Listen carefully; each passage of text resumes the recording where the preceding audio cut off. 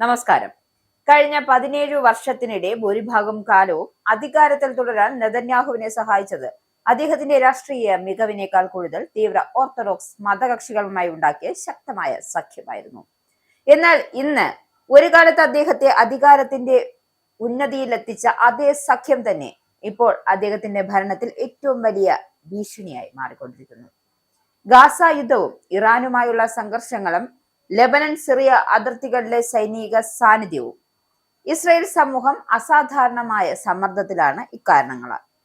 അതായത് 2023 October 7 Hamas ആക്രമണത്തിന് ശേഷം രാജ്യം തുടർച്ചയായ യുദ്ധാവസ്ഥയിലാണ് ജീവിച്ചു പോകുന്നത്. ആയിരക്കണക്കിന് റിസർവ് സൈനികരെ വീണ്ടും യുദ്ധഭൂമിയിലേക്ക് വിളിച്ചു വരുത്തേണ്ടി വന്നതോടെ സാധാരണ ഇസ്രയേലികൾക്കിടയിൽ കടുത്ത അസ്വസ്ഥത വളർന്നിരുന്നു. രാജ്യത്തിനായി എല്ലാവരും ഒരുപോലെ ത്യാഗം ചെയ്യണം എന്ന ചിന്ത ശക്തിപ്പെടുന്ന സമയത്താണ് തീവ്ര ഓർത്തഡോക്സ് ജൂതർക്കുള്ള സൈനിക സേവന ഇളവുകൾ വീണ്ടും ദേശീയ ചർച്ചയുടെ ഭാഗമായത്. 1948 ഇസ്രയേൽ രൂപം കൊണ്ട കാലഘട്ടത്തിൽ ഹോളോകോസ്റ്റിനു ശേഷം തകർന്നുപോയ ജൂത മത പഠന സമ്പ്രദായം പുനർനിർമ്മിക്കേണ്ടതിന്റെ പേരിലാണ് ഈ ഇളവുകൾ ആരംഭിച്ചത്.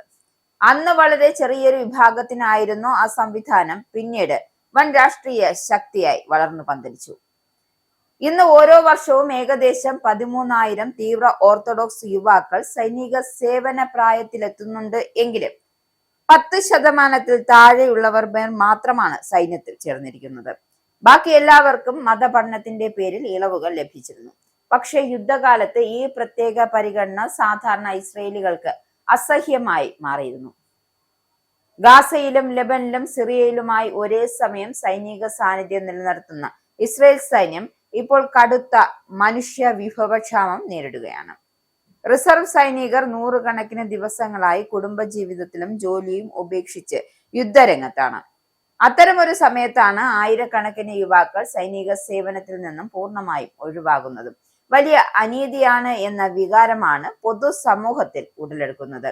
ഈ ഒരു അസ്വസ്ഥത ഇപ്പോൾ നെതന്യാഹുവിന്റെ സ്വന്തം രാഷ്ട്രീയ താവളത്തിലേക്കും വ്യാപിച്ചിരിക്കുകയാണ്. അതായത് അദ്ദേഹത്തിന്റെ സഖ്യകക്ഷികളിൽ പലരും പോലും തീവ്ര ഓർത്തഡോക്സ് ഇളവുകളെ തുറന്നെതിർക്കാൻ തുടങ്ങിയിരിക്കുകയാണ്. 3 വർഷം കോമ്പാക്ട് യൂണിറ്റിൽ സേവനം അനുഷ്ഠിച്ച ഡെപ്യൂട്ടി വിദേശകാര്യ മന്ത്രി ഷാരൺ ഹാസ്കൽ തന്നെ ഇത് അധാർമികവും അന്യായവും എന്നാണ് തുറന്നു പറഞ്ഞത്. പ്രതിഷേധ സൂചകമായ സൈനിക യൂണിഫോം ധരിച്ചായിരുന്നു അവർ പാർലമെന്റിലെത്തിയത്. ഞങ്ങൾ യുദ്ധം ചെയ്യുമ്പോൾ ചിലർക്ക് ഇളവുകൾ നൽകുന്നത് രാജ്യത്തെ വിഭജിക്കുകയാണ് എന്നതാണ് അവരുടെ വാദം. എന്തായാലും ഇവിടെയാണ് നെതന്യാഹുവിന്റെ രാഷ്ട്രീയ കുരുക്ക് കൂടുതലങ്ങ് മുറുകുന്നത്. തീവ്ര ഓർത്തഡോക്സ് പാർട്ടികൾ നൽകിയ വാഗ്ദാനം പാലിച്ചുകൊണ്ട് സൈനിക ഇളവുകൾ നിയമപരമാക്കുന്ന ബിൽ പാസാക്കേണ്ടത് അദ്ദേഹത്തിന് നിർബന്ധമായി.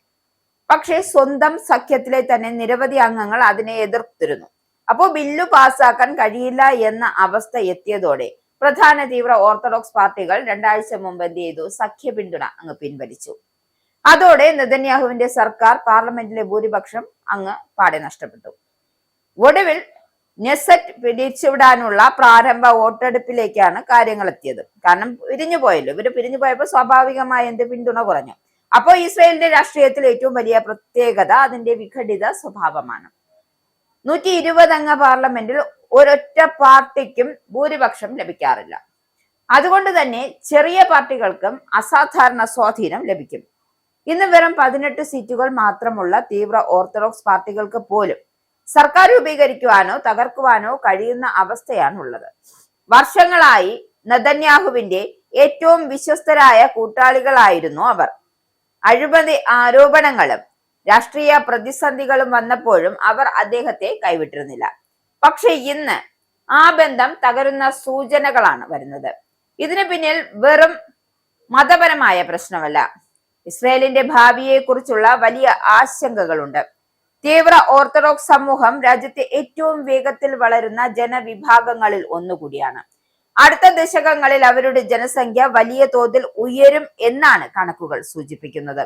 അതുകൊണ്ട് തന്നെയാണ് സൈനിക സേവനത്തിൽ നിന്നും വലിയ ഒരു വിഭാഗം സ്ഥിരമായി മാറി നിൽക്കുന്നത് ദേശീയ സുരക്ഷയ്ക്കും സമ്പദ് വ്യവസ്ഥയ്ക്കും വലിയ വെല്ലുവിളി ആകും എന്നാണ് പലരും കരുതുന്നത്.